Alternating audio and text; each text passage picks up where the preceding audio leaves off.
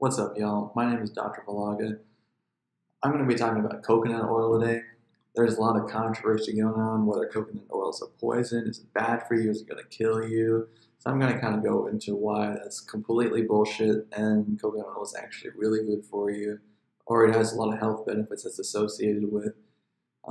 Let's talk about the recent controversy. There was a Harvard professor who recently gave a talk about coconut oil being a poison because it had so much saturated fat in it, and saturated fat is associated with increased bad cholesterol, increased total cholesterol, which is then associated with higher stroke, higher heart attack, stuff like that.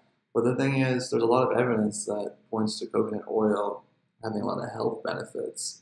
And so we're going to talk about some of those health benefits today and kind of delve into why coconut oil is not a poison like arsenic or mercury, which are poisons, but is actually should be still considered a health food. And here's some of the reasons why. Let's talk about the fat content first.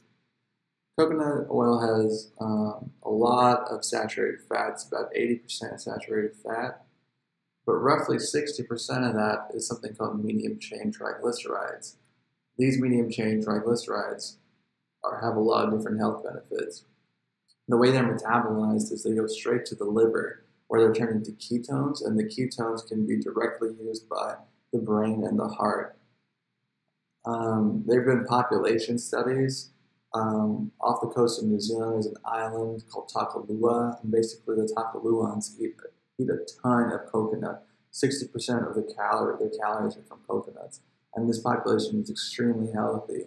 So one of the arguments is that these populations have so much calories from coconut and they're so healthy, then clearly coconut oil is not a poison. Otherwise, these inhabitants wouldn't be so healthy. And here's Tokelua. It's just right off the coast of New Zealand right here. It's a tropical island. I'm sure it's really nice to visit. Never been. Let's see. These medium chain triglycerides can also increase metabolism and energy expenditure. There was an experiment done in which participants were given 15 to 30 grams of medium chain triglycerides per day, and their 24-hour energy expenditure increased by 5%, which equates to about 120 calories more burned per day. Obviously, it's not that much; it's only 5% more, but this just points to the fact that these medium chain triglycerides in coconut oil are actually boosting the metabolism. So it has, a small positive net benefit here. It also decreases appetite. There have been studies showing that if you eat foods with coconut oil or medium chain triglycerides in the morning, it can decrease appetite and decrease food intake later on during the day. It's also good for abdominal fat loss. There have been two studies. There have been a couple of studies, but two I want to point out here. One had 40 obese women who took 2 tablespoons of coconut oil a day, which led to them having decreased BMI and waist circumference. This was over a period of 12 weeks. There was another study that had 20 obese men that took 2 tablespoons of coconut oil, and their waist circumference decreased by 1 inch.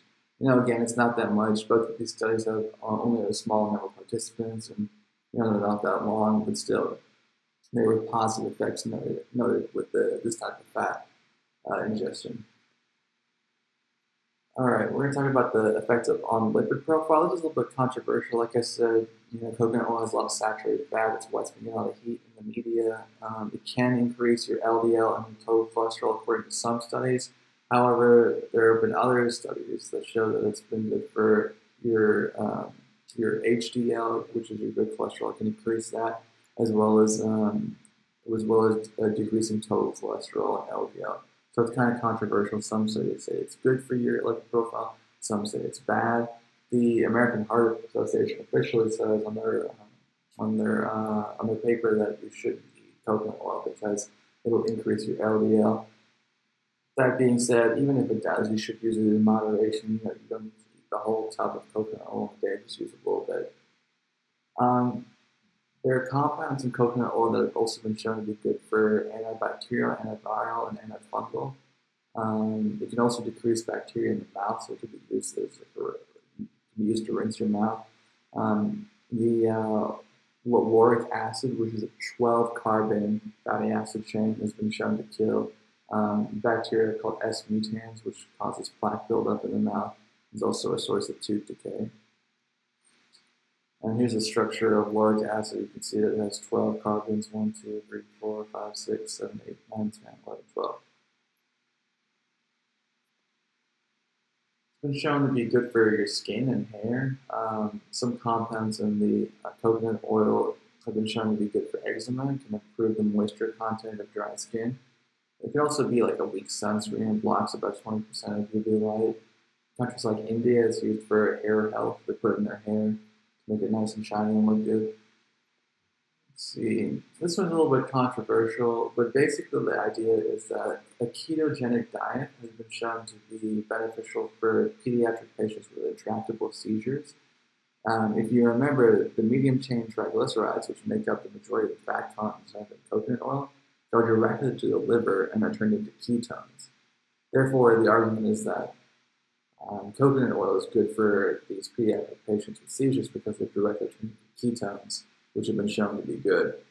I am not 100% sure I believe in this, per se. I mean, it makes sense scientifically, but they need to do more studies on this. I mean, if you have a child who has pediatric seizures, I mean, they need to be seen by a child neurologist. That's the most important thing you need to do. So, yeah, but basically I wanted to talk about, and yeah, here's a study that shows medium-chain triglycerides with a ketogenic diet is good for drug-resistant epilepsy in comparison to other ketogenic diets. So it's been, there's some published evidence that's good. So yeah, so basically I wanted to say coconut oil is not a poison. Poisons are arsenic and mercury. Coconut oil has a lot of saturated fat, yes, I get that, but some of that saturated fat is really good for you, and it's been shown in clinical studies to have health benefits such as increasing metabolism, decreasing weight circumference, being an antibacterial, being preventative against plaque buildup and gingivitis. So I mean, it's got health benefits. It's not a poison. So that being said, it's got a lot of calories, and it does have a lot of saturated fat. So you should definitely eat it in moderation. You don't need to eat the whole freaking tub per day. Just chill out in a little bit. But yeah, hopefully this helps. Makes more sense of why coconut oil is not super bad for you.